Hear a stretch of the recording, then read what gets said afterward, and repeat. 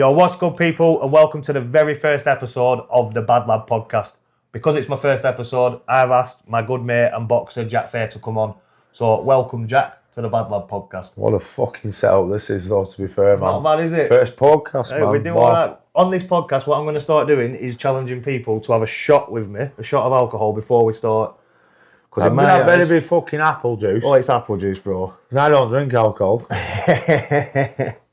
But this is what I'm going to start doing with people. Right, well, I've got a sore bicep, so can I have my painkillers with them? That's a crazy thing to do on a first ever podcast, but alright. Sorry for the tears, I'll save some. Right, so Jack Fay, welcome to the B.A.D L.A.D podcast. Thank you. For the painkillers.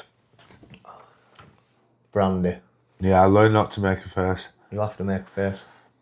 I'm joking. Yeah. Wait, Jack. So the point of my podcast really, mate, is I want to get local talent from Blackburn and around, come on, tell the story.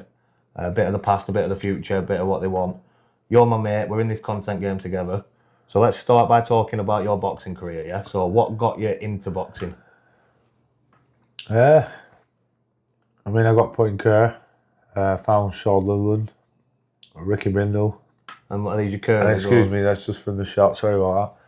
I was in Kerr when I was about 14. I found Sean Lilland, Ricky Brindle, Technique ABC, and we took it from there, went through the amateur game, ended up getting a national title, 4-time Northwest heavyweight champion, English cruiserweight champion, and also ranked number 1 in England for 5 years running. In the amateurs? In the amateurs. So that's a pretty impressive amateur run, yeah? How old were you when you first started the amateur boxing? I was a late starter, 16. Yeah? So 14 I got into it, 16 I started jumping in for a fight. Yeah. And how did that feel for you? Like going to do your first competitive fight? I used to unwrap my hands so I could go for a shit. I was that nervous. But then when you get to 105 fights... Is that what you're on today, now? You know how to control it. And it's just another day in the office now, but fuck me. I don't care what anyone says, it's very nerve-wracking. Yeah. Very nerve-wracking. No, I believe you, mate. I do believe you. I actually lost my first fight as well, even though I've got a good record now. I lost my first fight and I ended up smashing up my trophy, but as time goes on, you learn how to be respectful, win or lose. It's just a sport, man. Yeah, and it is character building as well, and it's literally just a sport. There's only one winner, and it's not about your ego. You're just going out there to fight. Yeah, you create a show beforehand and create an exciting press conference, but it's all respect. Yeah, and you've learnt that, obviously. So from your first fight to where... Because I see you backstage with fighters now, and like the last fight you won, you padded up the guy in the changing rooms. But we'll get to that at the end of the story. But that's just what I know of you. So from being 16... to coming up to 106 fights on your next show, how has the journey been for you? Well, everyone knows me. I am on and off when it comes to fighting. It's a love-hate relationship. Sometimes you've got the fire and sometimes you don't want out to do it. But it's no secret I ain't been the most dedicated either. I've turned up in a lot of states. I've turned up drunk. I've turned up for free, I've spent money to get there, and it's just a bit unorthodox. So this is being honest, by the way, Raz. This is not like, I'm not smoke and mirrors anyone. Yeah, you just... If you look on my socials, you can just see it. So, because you obviously, you had a very exciting amateur career, and then you turned pro. How old was you when you turned pro? 25. 25? And I'm 30 now, but I did have a good amateur run, and then something happened back at home, and I fell off the wagon for a good maybe 2 years, and then maybe I thought the social media game and the unlicensed game, you can just make as much money if you do it right, and we're only a work in progress, aren't we, really? Yeah, well, this is all obviously brand new, isn't it? And we're going to make mistakes, and we're going to say stupid shit sometimes, but I mean, we bulked up, haven't we, on followers and shit? Well, yeah, we have, and we're learning as well. That's the thing. We're both I'd say controversial characters. We both don't give a fuck in the moment, and then But even though we've already done all our disrespectful stuff in the past, and you might want to cut that out, I don't care. But we are respectful human beings. You're raising money for charity. We're nice to everyone. And if we have some friendly, wholesome content, plus we're not giving a fuck, I think it'll turn out good, man. no, I think we are onto something. I do think we'll get something popping. So you turned pro. Your first pro fight. Walk me through that. Literally from First pro fight, 1 second. the feeling of walking First through. pro fight was in Sheffield Arena. We took 2 coaches down, which is crazy. So that were about 100 heads. And it were outside arena against Anthony Mulry. And it were a good experience. First pro fight. First time being on TV, I think. So it was on live TV. Oh no, I was on BBC in the Northwest semi-finals. I was on BBC iPlayer. But other than that, it was proper TV and everyone were watching it and shit. So it was a good feeling. Yeah.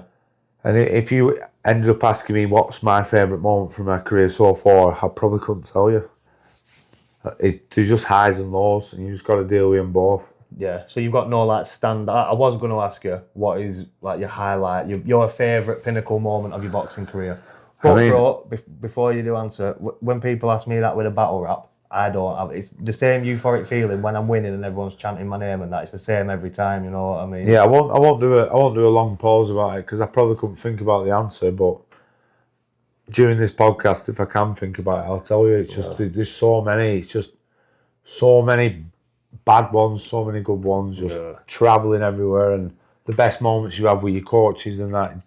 It's just hard to nail down, really, to be honest. Yeah, and when a fight camp's going like behind the scenes, when it's going beautifully. I know it's obviously a commodity, a rare commodity. You've got to be humble in victory and defeat, and that's a Conor McGregor quote, but it's facts.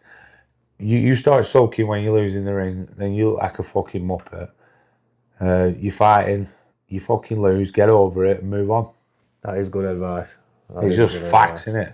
Or else you're going to look like a dickhead either way. Right, so we've talked about your amateur journey, gone into your pro a bit. What happened at your last pro fight? That was a boxer series, was it? Yeah, it were, bro. Right, so is there something that you want to talk about that's got you, obviously made you take a break from boxing and then enter back into the unlicensed scene, or do you want to just jump straight past that to the unlicensed scene? Jump to unlicensed, yeah, to be honest, fair enough, mate, we will. Right, so this unlicensed scene, then, your main objective is obviously you want to many fights as possible, as much money as you can get. You want to take every title that's there for you, yeah?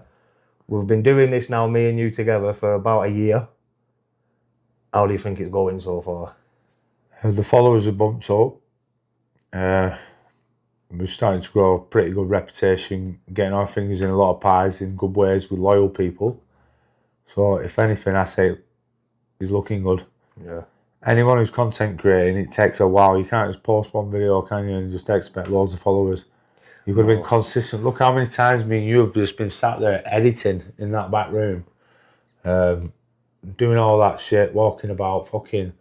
Can I just stop you, bro? How many times me and you have been sat there editing, or how many times I've been editing? What about me? I'm the fucking puppet. Tell me one thing you've ever edited in your life. One. I once cut a story down on Facebook. You screen recorded it, sent it to me, and I edited it. Yeah, and probably. Sent it you back. But I'm the fucking puppet master. No, right. In this, what we've got going on here, we knew this before we fucking agreed to it all. Jack's the fighter. He takes the fights on. I'll do my little 3-minute rap in between. Drink to that. And my little 3-minute rap. Yeah, no, that's what it's not. It's my not, little 3-minute It's not a Raz Wren show, is it? With a boxing match in the background. It's a Jack Fay show with a Raz Wren thing in the background. I can rap his rap, but he can't fight my fight, and I'll tell you. I can fight his fight, but I couldn't win his fights. That's the difference. Yeah, that's the difference. Take me in. I'm a grenade without the safety pin. Your chances of surviving is to weigh everything. I do what it takes to win. Plus, I'm titanium, so let the games begin. I'm flame spin. The boys are in my cranium. I'm total Lacatamanian. And no, my first time in the stadium. Lacatamanian? No, I spin around like a Lacatamanian. My first time in the stadium. Right. I'm king of the Mozzaranium. Mozzaranium? I will fuck knows, man. But I will rap to that. But, right, bro, I do my little 3-minute rap, yeah? But it is the Jack Fay show, and the deal was I'll get the content, I'll do the edits, I know that you can't really do the edit, so I'll make up the majority of the videos in it. Yeah, whatever we say we do, right? And we show up. If say we're fine, we're fine. If say we've got rappers, we've got rappers. And also shout out to Impact. He turns up every single time Impact, in London, and he travels all the way down. And the song that we use for your walkout at the minute is called Bad Guy, and it's on Killer Impact Spotify, or it's also on Razren Records YouTube. There's a montage of the Scarface film. And that is my walkout that's song. His walkout. Until these two collab and make a song about Jack Fay, this is the fucking song, and it's Bad Guy. Well, they're both sick, and I've not even heard your song yet because you've not even made it. No, I think we'll do Bad Guy a few more times because obviously you took a lot of fights on short notice. You see what happened? That's how it starts. But I think we'll do Bad Guy a few more times, and then once we get to a certain level where we have a couple of weeks respite from everything, social media, fight scene, we've made a bit of money, we can chill, we can celebrate, and then when we restart, we might think about making... I mean, just to big up Raz, like the content journey is... Like, we just upgraded on mics, and we're proud of these mics, aren't we? Do you know what I mean? DJI mini mics. Like the setup, the backdrop, and the light that this camera's holding on. I'm going to be honest. This backdrop, right? I'll tell you how I made it. I've got an old 2007 computer tower there, and that's Microsoft Paint. Right, that's what we're doing, bro. We're just fucking... Listen, we're just grafting, man. But we're using what we've got. Most of the content we pull out of a fucking ass, don't we? Like, but it's not fake, it's raw. It's literally raw material. We are just working with what we've got as well. That's the other thing you have to remember. It's like... We're working with what Raz has got. Yeah, we are. We're working with what we can get. I've just got these, man. So, right, Jack, the amateur, the unlicensed scene, let's get into that a bit. So, for anybody watching at home who doesn't really know much about... To me, right, you think... If you say unlicensed, I think... Lenny McLean, old school illegal fights, you know what I mean? But it's not that, is it? It's very... So explain what it is. I say you're unlicensed, but also have a license to kill, man, with the bare hands. That's the way I see it. Yeah. It doesn't matter. You see loads of people just jumping into the unlicensed scene. You can jump into a bare knuckle, jump into an hybrid boxing 4-ounce gloves. Well, you took on... We just want everything. What did you take on at the first World Freak Fight League that you did? Against... It was 3 rounds, 3 rules, wasn't it? So it was first round MMA, second round K1, third round boxing. But my opponent, on 9 days' notice, Chris Fishgold, UFC veteran, 3 times Cage Warriors world champion, and a fucking absolute animal at that. We ended up starching him in 1 minute 15 in the very first round. And that was MMA rules, was it? You beat him in the MMA rules. Yeah, so it was MMA, K1, and then boxing's the final one. And 9 days notice. So he went against an MMA veteran, a UFC veteran. Oh, we took him flying knees at him and everything. Yeah, I did a reaction video. I even ground and pounded him. It was a crazy foot. But listen, he tells me not to pull something up, but he's going to have to on this one. Look at this finish that's right here, right? Mortal Kombat finish with an uppercut. And you're going to have to do that one. Sorry, but you have to. Right, so I'm learning how to edit. So I'll try my very best, but if I don't do it, don't blame me. Right, Jack, so the World Freak Fight League. No, how much did you get paid for beating Chris Fishgold? $5,000 in 1 minute 15 plus sponsors, 7. So $7,000 altogether, and it were in Blackburn, so there were no travel costs, there were no hotel. Eddie Hall were on main one than that. Eddie Hall were on the main card. And he actually is a sound as fuck guy, genuine as fuck. But how did you get onto the World Freak Fight League, man? Like, that is a good question, because it is like a influencer based. I don't fucking know. The Fighter Brothers rang me. Shout out to them, by the way, always give me opportunities. But they're funny, them too. I just got a phone call and said, yeah. Just got a phone call and said, yeah, bro. We're taking every fight, and it's not in a cocky way either. It's not. I think I'm the honest guy in the world, because I'm not, because I've took some losses, but... And I'd kick fuck out of them as well. But it's respectfully, I will fight anyone, any man, in any discipline. Yeah, and I can vouch for that as well.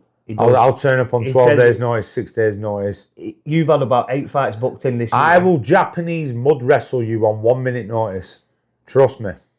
I don't have a mud wrestling ring, otherwise I'd be up for it. You're not Japanese, but I have been with him. We spend a lot of time together. We make a lot of the content and that. He has took on about 8 or 9 fights, and he has had a lot of people pulling out fights against him. So, like, the poster hasn't been released, as well as a couple of injuries to deal with already this year. So it has been. He's took every fight. The thing is, you need to tell him If Jack Fay says he's fighting, he's fighting. Well, that's what I was on trying any to tell him. promotion, and he will bring minimum 50 people with him ticket wise, and we will make the nice plus the show. Right. So, Jack, we're gonna talk about your last 3 fights last 4 fights that you've had. The ones that I've been involved with you. 4? I remember 3. I remember. So we've got the Harry Bray fight. Yeah, and then we got The World Fruit Fight League that never happened, but we turned up to. Oh, We've right, got a yeah, story to tell. Yeah. We've got the King of the Ring Promotions fight, and then the Red Rose fight. Yeah, So go on then. Hit me up. We're going to Let's go. start off with the Harry Bray fight. So we're King of the Ring Promotions tournament, which is a Blackburn-based promotion. Yeah. Aaron Cotton, which he did give us the platform that opened the door to make this content. I get In that, my yeah. eyes, if he didn't let us rap, we wouldn't be rapping on other shows now. He showed Well, promoters we what we're would capable have, of. but Aaron Cotton and Taib really helped me out behind the scenes as well. Yeah, So that's what I'm I saying. mean, we could have created that, but they did give us our first gig, if that makes sense. And they were good enough to give me the free access reign, which a Of lot of other course. shows wouldn't do at that. When you're Nah, not of course, known, man. yeah. They've had my back. Let's go. So we went to the King of the Ring Promotions 1. It were a 4-man tournament. It were you, Kingsley, Harry Bray, and forgive me for forgetting the last man's name.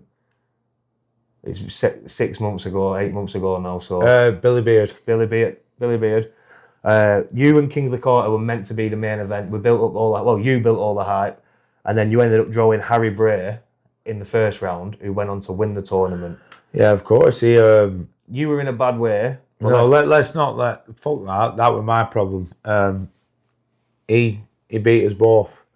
He collected the paycheck. He come to our hometown. He's an absolute gentleman, and he fought a good fight. So when you come to fight, you think prepared to fight. So when you come with excuses, you already know that fight's happening. It was me who called out that fight. So whatever I'm drinking, smoking, that's my problem. I knew there was a fight happening. So when I say fair play to Kings of Quarter, I mean it.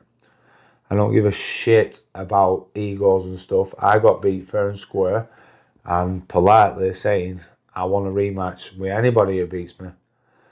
And that's just how it goes, man. That is facts. Yeah, no, you are speaking facts, man, and that is what you do. He doesn't make excuses for his losses. I don't sugarcoat, I don't lie, and I just don't hide my emotions. Whatever's on my sleeve, colour-wise, you'll know about it. And he does tell the truth. I'm angry now. Right, but, so the Harry Bray fight, we will get into it. I know more than anybody, you were struggling mental health-wise before the fight. Listen, I've just said no excuses. No, I'm not making excuses for you, I'm explaining something, yeah? I think we covered the Harry Bray fight. Not these, something that I can't talk about. I'll always talk about it. I think the next one, which were an easy fight, and it gave me a bit of confidence. And then you're jumping the gun. The next one's the World Fruit Fight League. Oh, sorry, bro. Go on. Yeah. So the first one, the Harry Bray fight, the performance, it wasn't what we wanted. It wasn't. The whole night went, from your point of view. He did a good fight as well. No, he did, and you did well to stay on your feet. You did well to go through the wall. Do you know when you watch it back, It hit me with a lot of shots, and I was just, at that moment, I was holding on and just hoping that I didn't get knocked out in my own crowd, and I just held it on and just got my boxing IQ into play. And he did finish in the final. He did finish the other guy with a knockout, didn't he? Yeah. Kingsley. Was it Kingsley? Yeah. So the next step, you want Kingsley a fight. Obviously, we all want to see that fight on the unlicensed scene. Well, to be fair, I'd call it the battle of the losers. So if we win, and obviously I want the rematch from the guy on the Red Rose in a most respectful way. Yeah. I want to revenge them, and then obviously at the end of the year, the winner out of all them needs to face Harry Bray, and all I've been talking about is the number one spot. I called up that tournament on a selfie video and got it all involved, so it wouldn't have happened without me. And this is respectful, boys, too. No one would know who any of us were if it weren't for me. So I deserve the chance of the rematch. I deserve the chance of revenging every single loss. And Kings of Quarter, I deserve a fight with you, bro. It's been a long time coming. Yeah, definitely. I had to look into the camera with that one. That was a good call out. That was a good call out to do on a podcast. So obviously, we all want to see that fight between you and Kings of Quarter. I do want to see you avenge every loss that you've picked up. I say that there's loads, there's two. But No, there's a, well, go on. I'm on about since we started. But what I want to talk to you about next is the World Freak Fight League 2, the press conference, yeah? I don't want to talk too much about what happened on fight night, or fight night before. I want to talk about when me and you did that vlog and everything felt like, right, this is going to be a fucking breeze, this it We were. had, help me out with names here, we had Luke Dyson. There were Luke Dyson. The guy who does the 6-7 I don't know who that is, bro, but Jonathan Stoner. Blinking. Do you know Blinking? Blinking were in the crowd, but Jonathan Stoner were there. The 40 brothers. The 40 brothers. Whitney. But anyway, it was just chaos and it was fun. But the whole vlog, I mean, like, we met at the Furnhurst. Do you remember? We were fucking getting giddy and excited with the new mics, and we did that fucking introduction video. We got in Steve's car, and he did donuts on car park and that. It was funny as fuck, bro. Well, that blog, you could probably send a link for that blog down there, but what I remember is we all stuck together. We all just fucking... You got to remember, that was 12 days notice. It was a K1, 8-man tournament. Yeah, so potential 3 fights in one night, just hear me out, Raz. And we were also training and cutting weight. We did 9 kg in the shower, training weight. That was the night before the fight. Yeah. So that was the second press conference of the event. You just tell everyone what happened, because you were there. Right. So we travelled down to Wolverhampton twice, yeah? We went for the press conference, because in his contract, it were obliged, you had to turn up for your press conferences, and we had to be there the night before. So twice went to Wolverhampton. So twice we went to Wolverhampton. The first time, I promise you, we set off, I did this vlog, we had these new mics, and I thought, this is easy, and I can do this, because it was just so natural. Everything, the whole trip was just like a good buzz. It wasn't a bad moment. Man. I still remember it, man. It's a core memory for me. It was good. So the whole car journey first, everything, even when like you went for food and I were having a joint in car, everything was funny. Then we stopped off at a pub or two. We went to the press conference. I got some fucking big interviews. Like I interviewed Luke Dyson, who's a massive name on social media. Ben Atchett. I had them all shouting out Razram Records. I had the two hosts, Luke Vernon and the other guy. Can't remember his name. Well, I can't. But we had them saying it. We had Jonathan Stoner. There was Woodsy, the Irish guy who wears the balaclava. Yeah, but instead of fucking about and giving them too many mentions. No, but this is what I'm saying. We started off on a fucking buzz. It was like, right, this is a perfect setup. There's these big names. It's easy to interview. We were in there. And then the injury. And then we come home. We got in gym. We were making montages showing your training and me getting my editing skills practiced and sharpened. We booked Impact for the first time to come to Wolverhampton from London to perform. Shout out, man. We were going to be live on Kick. It were going to be so many thousand viewers. I don't know why I did a gun sign then, but thank you. Then if you would have won the tournament, it would have been a cash split between us all and everything.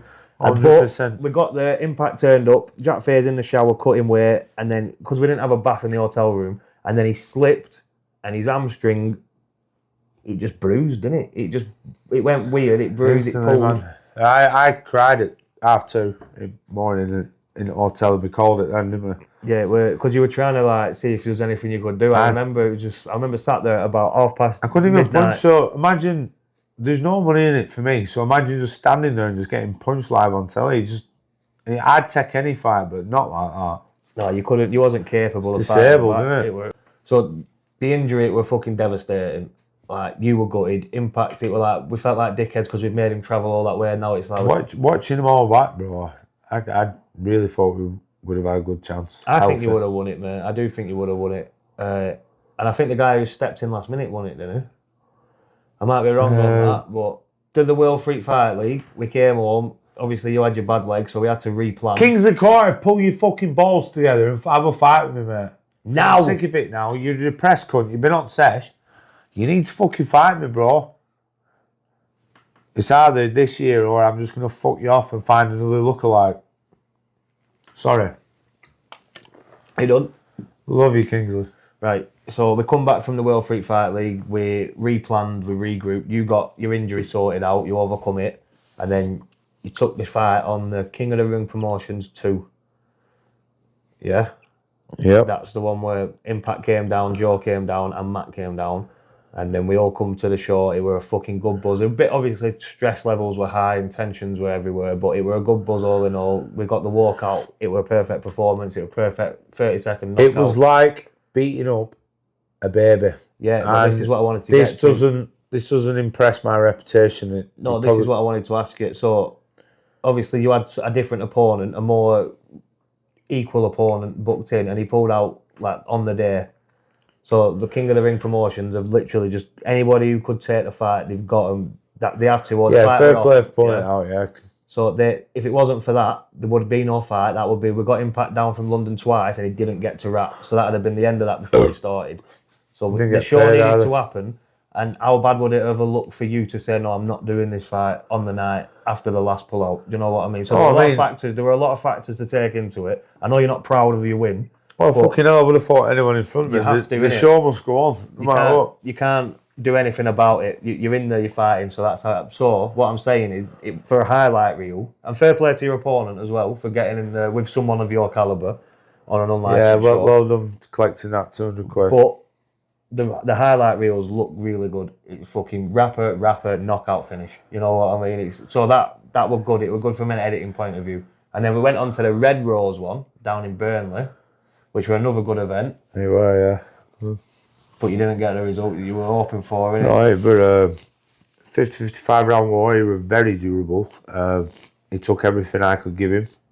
The fitness weren't there, but that's not an excuse. That's my excuse. But you got through it. We got through it all in just. But this is me honest. But I'm telling you, fair play to him, such a gentleman. And he just kept coming at me, and he just had more cardio. And we both come out unscathed, believe it or not, even though it was a war. We both went home to our fucking families. And that's what, who says that? Tony Bellew. He says, I'm glad we all both come home to our families. And that's all that matters. It's just respect, and it's a fucking sport. So what is next for Jack Fay? You're coming off a defeat from Red Rose. You're coming off a victory that you're not happy with from King of the Ring. You took an injury from the Red Rose. We didn't even mention. I get the question. Okay, and this is what's going to happen. My bicep's like a balloon at the minute. It's torn. It's what? Torn. Tired. It's torn, and it's not off the bone, but it's like double the size. I wish it could stay that way without being injured. But anyway, we have got a few fights in June to announce, but cannot be announced yet. Some dangerous fights.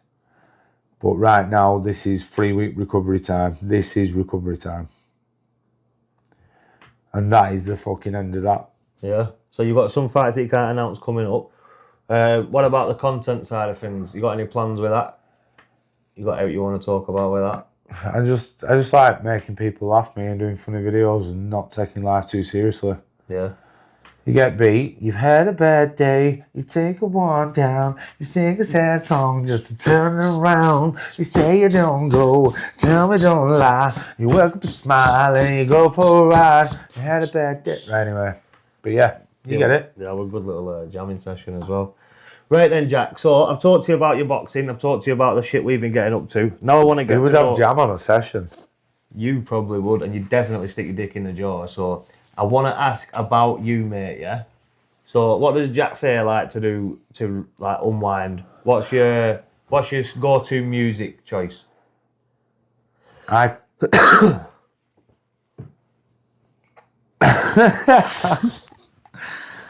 No, I'm not telling you now. No, I didn't mean to cough then. I breathed in too much, yeah. Right.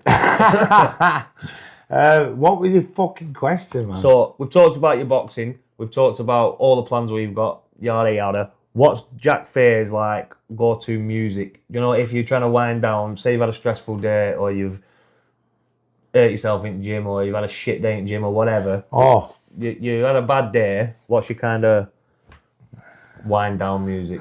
Good question. It could vary between Taylor Swift and Tupac. It's whatever mood I feel like. If I've had a little breakup, I'll put a bit of Taylor Swift on. Do you listen to Taylor Swift? No, but I'm just gauging where I go. I mean, I have. Gauging. I knew you were trouble when you walked in. Shame on me now. I blew me to places I've never been. Now you're on the bathroom floor. So you've listened to it too, have you? I just seen the meme with the goat on. And then it could be Tupac Biggie, but that's when I'm feeling dangerous, you know what I mean? Fucking dangerous. Yeah. That's it, bro. Anything. Right. I know any song name on, apart from UK rap. I know any song name. Well, obviously you're going to know it if I name it. I'll name it, I'll sing it. By the Google goals. Is it? Goals. How does it go? Shite. Right, go on. Right, so Nina Simone, Love Me or Leave Me. What? Nina Simone, Love Me or Leave Me. Leave her. Leave that bitch. Nah, Nina Simone, oh mate. Anyway, right, next question for you, Jack. If you wasn't boxing, what sport do you think you would have took up instead? Probably checking in bins and that. Well, you do that anyway, so instead, like, you know... Probably going for the more industrial bins, like the big ones. Make it actually a commitment. Yeah? So you'd be a professional bin dipper. Chicken Dipper. No, but I'd be searching in bins and begging you lot for quids. You do all of this anyway. Begging everyone for quids. Right, speaking of begging for quids, I'm going to be doing a 24-hour Perfect intro. Yeah. Yep. I'm going to be doing a 24-hour live stream, Facebook Live, for charity. We're raising money for Older Hair, the children's hospital that did my daughter's heart surgery and saved her life and all. That's what we're going to be doing, yeah? So I think we do need to make big plans with that. I think we should go in Blackburn town on the live. We're going to get as much money as possible. We're going to get as much influencers involved as possible. And we're going to do, even though Raz has already raised maybe, it's £3,000 or something along. No, I've done 1,200. Right, sorry, bro, I got my figures wrong, but we're going to do a record breaking for Raz of what he can raise. Like, we're aiming for £15,000, £20,000, and at a push, £50,000, which is very ambitious, but we're going to push out there, aren't we, bro, and fucking just get it going. Yeah, man. well, I'd be happy if I hit 10 grand in my first year, but remember, it is my first year. Normally, people make 5-year plans in it. In 5 years, I do want to be giving that. Oh, you'll do more than that. If you keep pushing on it, man, you'll do more. We're going to keep going with it. We're going to do things, but this live that we're going to do, yeah, we're going to get loads of mad shit going on. But it's not cemented yet, because he's wants donation. No, I want to get £250 before I start. Yeah, in case just nobody donates for 24 Yeah, I hours. get it. Yeah, so I've got I get something to give the hospital. You know. But there's also other ideas. So if anyone knows any ideas of what to do to raise money for charity, yeah, give us a message. Yeah, just message one of us, and we'll both reply as soon as we see it. I'm going to be heavily sharing this along the next few days as well. Yeah. So it'll be all over your news feed. Just look at it. Don't ignore it. Right, Jack. We're going to jump to the next couple of questions and then we're going to wrap this up. It's been a good podcast so far. Who's that on the mic? He stops. Anyway, so Jack, I want to ask you shit like, who's your biggest inspiration in the boxing game?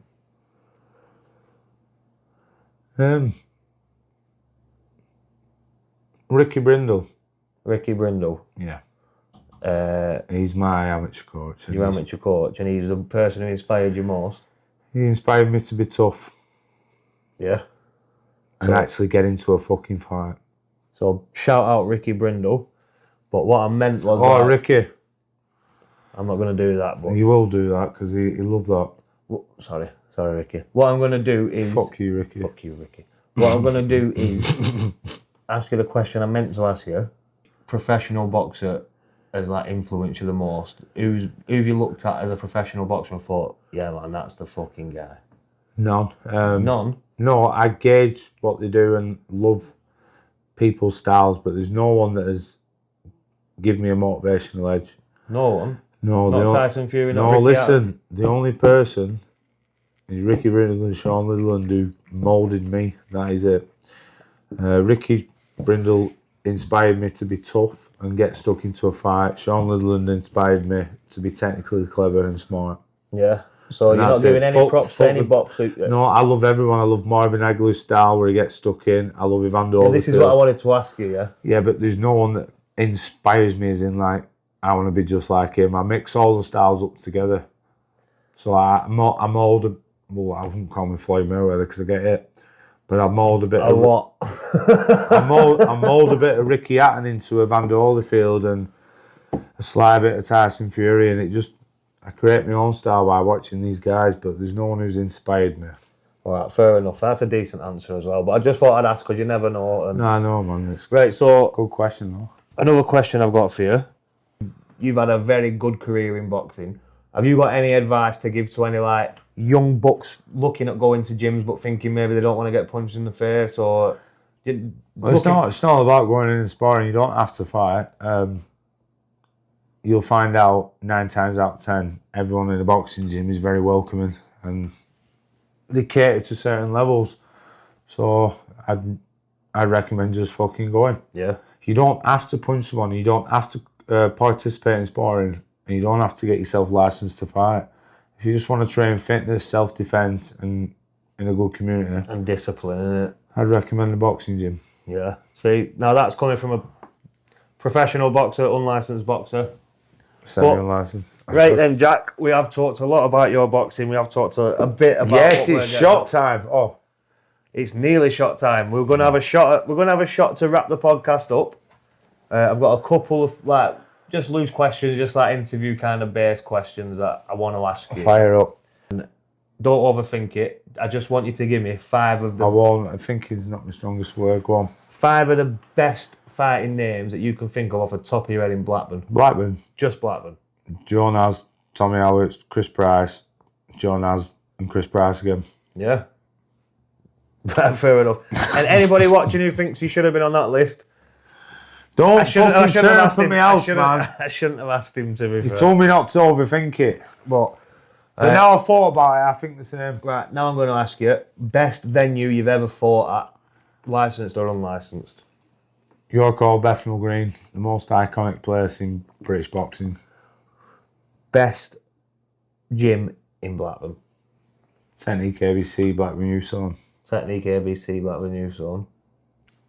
Best sparring partner you've ever had? Stevie Taylor. Stevie Taylor. Because you've been known to just turn We up at gyms. have absolute wars. Me and Stevie Taylor, when we was in fight camp, man, it were fucking do or die. Yeah. Toughened each other up like fuck. Properly, yeah. Yeah, best sparring partner, definitely. Alright, good. Well, mate, I think this has been quite a good podcast. I think we are running out of time. Shit. Have you not enjoyed yourself? I'm bored out my head, I can't wait to stand up. Well, in that case, I'm going to keep going for another 20 minutes. Yeah. One more question, though. Alright, what's your favourite conspiracy for you? I don't know what that means. Right, Jack. Thanks for coming on. We'll wrap it up. Let's celebrate fucking podcast number 1, man. Come on. Fill them up to the top. We'll wrap them up with a shot to say goodbye. But seriously, mate, thanks for Goodbye. coming I'm going to stay for another 3 hours. Yeah, but they aren't, are they? All right, yeah.